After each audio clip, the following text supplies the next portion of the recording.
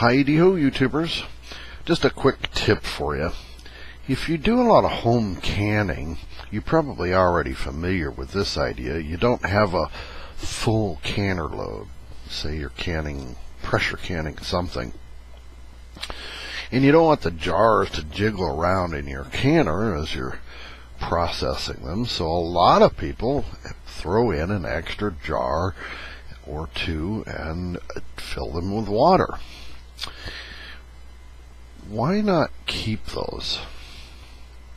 As a matter of fact, what I've started doing, because gosh, I've already got the canner and everything is out and ready to go, and I've done all that work, I've started canning an entire separate batch of water each time.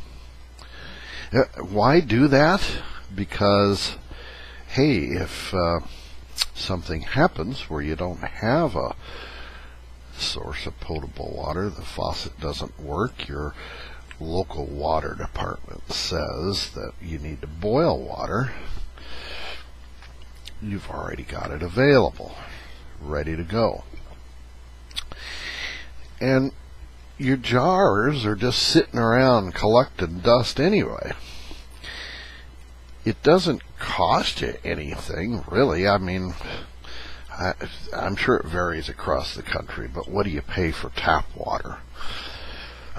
So what I do is I run some water through a pitcher filter that we have and clean it up, and then I go ahead and process a batch each time I've done some other canning.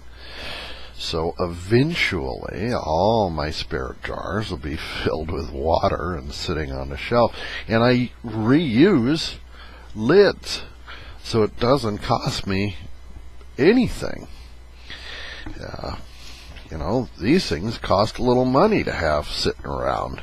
Why not have sterile, clean, filtered water ready to go? And if you're canning something up and you need the jars, pop the lid off and use the jar. It's already clean. You don't have to worry about it. You're not losing anything. So as you're canning, especially for those of you who are starting to pressure can or have already been doing it for years, think about canning up water. What's the shelf life going to be? Forever on this?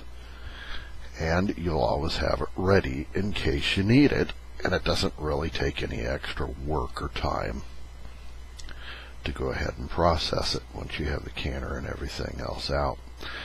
I do these at 1 inch headspace, and then I process for 30 minutes at, for me it's about 12 pounds, but if you're at sea level, it's 10 pounds. So, think about it. Just a quick tip. We'll see you next time, and we'll get through this.